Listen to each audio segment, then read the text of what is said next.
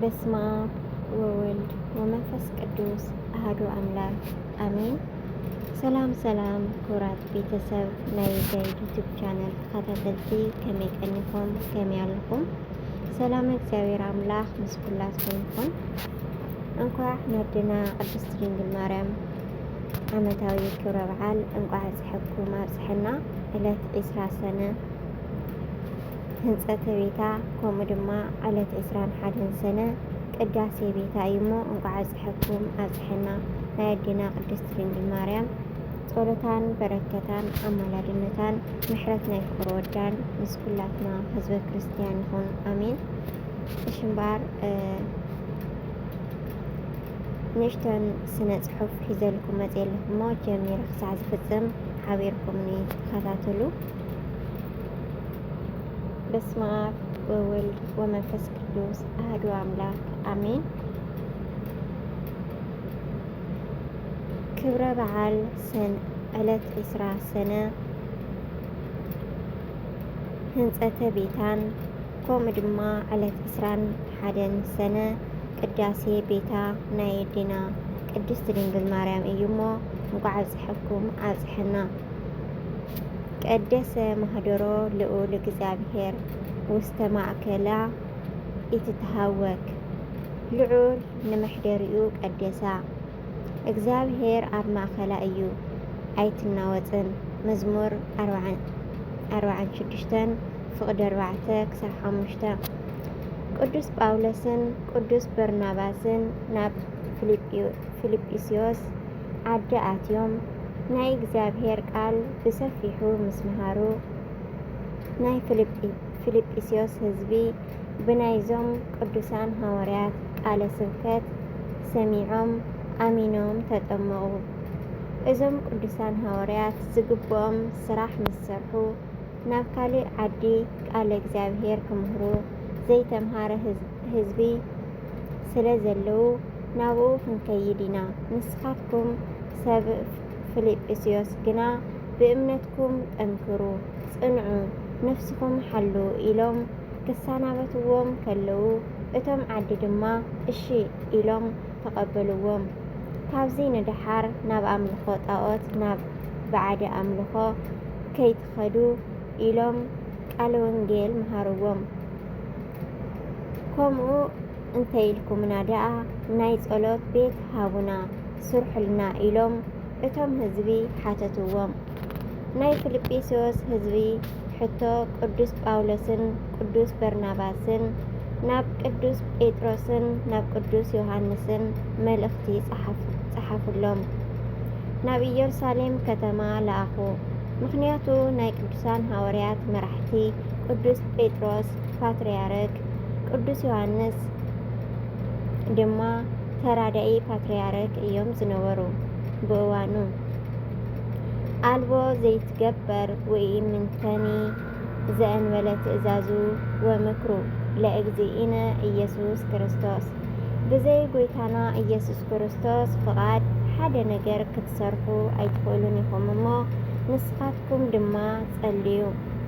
ንሕና ኮላይ ናብ እግዚአብሔር አምላክ ክንጽልይ ኢና ኢሎም ሱባኤ ሒዞም ምስ ወድኡ ጎይታናን ኣምላኽናን መድሓኒናን ኢየሱስ ክርስቶስ ድማ ብሎሚ ዕለት ሰነ 21 ዕለት 20 መዓልቲ ካብ ርሑቕን ካብ ቀረባን ዝነበሩ ደቀ መዛሙርቱ ሐዋርያት ብደመና ጽዒኑ ፊልጵስዮስ ዓዲ ኣከቦም።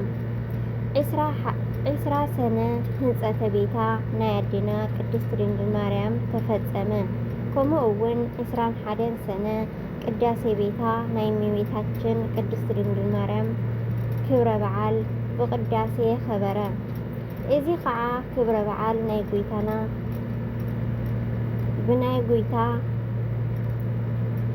እዚ ድማ ክብረ በዓል ናይታ ንመጀመርታ ጊዜ ብስም ቅድስት ድንግል ማርያም ኣብ ፊልጵስዮስ ዓዲ ቤተ ክርስቲያን ተሃኒፃ ብተኣምራትን ብጸሎት ቅዳሴ ዝኸበረት መዓልቲ ፍስሓ ወሃሴት እያ። እግዚአብሔር ይመስገን። ኣቀዲሞም ቅዱሳን ሐዋርያት ብዛዕባ ህንፀተ ኣብያተ ክርስቲያን ብጾምን ብጸሎትን ምስለመኑ ጎይታናን መድኃኒናን ኢየሱስ ክርስቶስ ተገሊጹ። እዛ ዕለት እዚኣ ብስም አደይ ማርያም ቤተ ክርስቲያን ክህነጽ ፍቒደ ኣለኹ ብምባል ናብ ሸነኽ ምብራቕ ፊልጵስዩስ ዓዲ ኣውፅኦም። ብተኣምራት እቲ ኣእማን ከም ስምዒ ከም ሽምዓ እናመኸኸ ቤተ ክርስቲያን ሃኒጾም ምስ ወድኡ ጎይታናን መድኃኒናን ኢየሱስ ክርስቶስ ተገሊጹ። ቅዳሴ ቤታ ሰሪዑ ንህዝቢ ቁርባን ከቁርብን ከቀድስን ክባርኽን ሎሚ መዓልቲ 21 ሰነ ድማ በዓል ክገብሩ ፍቓዱ ኮነ። ንሱ እውን ብደመ ክርስቶስ ተሓኒጾም ኣብያተ ክርስቲያን ተባሂሎም ኣብ ቤተ ክርስቲያን ዝተፈተተ ስጋውን ቅዱስ ደሙን ተቐቢሎም ኣምልኾቱ ዝፈጸሙ ምእመናን እዮም። ፊልጵስዩስ ዓዲ እዞም ቅዱሳን ሰባኽያን ሐዋርያት ብቅዱስ ጳውሎስ ዝምረሑ እንትኾኑ እኳ ማሕበረ ክርስቲያን ተባሂሎም ካብ ጽንፊ ክሳብ ጽንፊ ዘይሮም የምህሩ እምበር ክሳብ ድሓር እዚ ዝተብሃለ ህንፃ ቤተ ክርስቲያን ኣይሰርሑን ነይሮም። ሓደ ጊዜ ኣብ ማርያም ኣዶ ማርቆስ ቤት ሓደ ጊዜ ድማ ዝበዝሕ ቤት ምኩራብ እናኣተዉ እዮም ኣምልኾቱ ዝፍጽሙ ዝነበሩ። ዘእንበሌስ ኣልቦ ዘትክሉ ገቢረ ወእምንትኒ ብዘይ ናሃተይ ፍቓድ ሓንቲ እኳ ክትገብሩ ኣይትኽእሉን ኢኹም። ዮሃንስ ወንጌል ምዕራፍ 15 ፍቕዲ 5። ኣብ ኣርባዕቲኡ ማዕዘን ዓለም ተዘርጊሖም ዝነበሩ ሐዋርያት ኢየሩሳሌም ከተማ መንበረ ጵጵስና ስለ ዝነበረት ብሕማቕን ብጽቡቕን ዝገጠሞም ኩሉ ምስ እግዚአብሔር ኮይኖም ፍታሕ ዝረኽቡላ ከተማ ኢየሩሳሌም እያ ዝነበረት። ብዙሕ ስራሕ ስለ ዝሰርሑላ መንበሮም መዲናኦም መቐመጢቶም መተኣኻኸቢቶም ስለ ዝኾነት ቅዱሳን ሐዋርያት ሱባኤ ምስ ወድኡ ጎይታ ተገሊጹ ዝረሓቐ ኣቕሪቡ ዝሞተ ኣተንሲኡ ኣብ ፊልጵስዩስ ዓዲ ኣከቦም። 3 ዓበይቲ ኣእማን ተረሓሒቖም ዝነበሩ ኣቕሪቡ ንእሽተያት ዝነበሩ ዓበይቲ ገበሮም። ስፍሓቱ 12 እመት ቁመቱ ድማ 24 እመት ገይሩ ንእግዚአብሔር ዝሰኣኖ ነገር የለን እዩ ለኪዑ ሃቦም። ሐዋርያት እውን እቲ እምኒ ናብ ሓዊ ከም ዝገበርካዮ ሽምዓ ለስሊሱሎም። እተን 3 ኣእማን ብሓቂ ተሰሪሐን እየን። ቤተ መቕደስ ቅድስቲ ቅኔ ማህሌት ኮይኖም ተሰሪሖም ዓበይቲ ቤተ ክርስቲያን ኮነ። እዙይ ዝኾነ ብ53 ዓመተ ምህረት እዩ ዝኸውን ዘሎ። ኣዴና ቅድስት ድንግል ማርያም ናብ ሰማያት ምስ ዓረገት 4 ዓመት ንቅድሚት እዩ ዝኸውን ዘሎ። ሰነ 20 መዓልቲ ህንፀተ ቤታ ኢልና ንኽብሮ ነዚ ብምስዓብ እዩ። ብሰነ 20 ተጀሚሩ ሽዑ ንሽዑ ዝተወድአ ቤተ ክርስቲያን ቅድስት ድንግል ማርያም ሰነ 21 ህብስተ ሰማያዊ ጽዋዕ መህያዊ ወሪድሎም ጎይታ ሰራኢ ካህን ቅዱስ እስጢፋኖስ ሊቀ ዲያቆናት ሰራኢ ዲያቆን ቅዱስ ጴጥሮስ ተራዳኢ ካህን ዝተረፉ ሐዋርያት በብመዓርጎም ልኡኻን ኮይኖም ጎይታ ቀዲሱ ኣቕሪብዎም እዩ። ቅዱስ ያሬድ ኣመ ይሃንጻ እግዚአብሔር ለጽዮን ወይ ቀድሳ ለኢየሩሳሌም ኢየሱስ ክርስቶስ ምስለ መላእክቲሁ አደ በደሙ ቀደሳ በዕፀ መስቀሉ ኣተባ ከም ዝበለ ጎይታናን ኣምላኽናን መድኃኒናን ኢየሱስ ክርስቶስ ባዕሉ ቀዲሱ ቤተ ክርስቲያን ቀደሳ፣ ኣኽበራ፣ ኣመላኽዓ፣ ኣጌፃ ንሐዋርያት ስርዓተ ምስጢር ሃቦም ኣርአዮም በለ።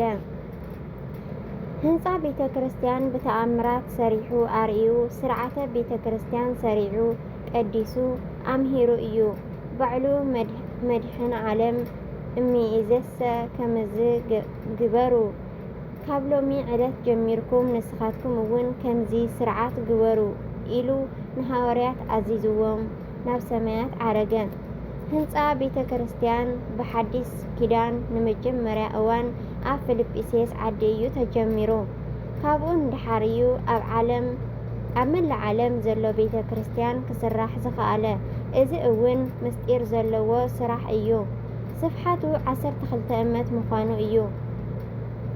ስፍሓቱ 12 እመት ምዃኑ ናይ 12 ሃዋርያት ምሳሌ እዩ። ቁመቱ 24 ምዃኑ ድማ ናይ 24 ካህናተ ሰማይ ምሳሌ እዩ። ሰለስተ እምኒ ናይ ስላሴ ሓድነትን ሰለስትነትን ብሰለስተ እምኒ ምስራሑ ቅድስት ቤተ ክርስቲያን ኣብ ወልድ ወመንፈስ ቅዱስ በኣካል ብስም ብግብሪ ሰለስተ ምዃኖም ንምግላጽ ሰለስቲኦም ኣእማን ኣብ ልዕሊ ሓደ ምዃኖም ናይ ስላሴ ሓድነት ኣብ ወልድ መንፈስ ቅዱስ ብባህሪ ብመለኮት ብስልጣን ብፍቓድ ሓደ ምዃኖም ንምግላጽ እዩ።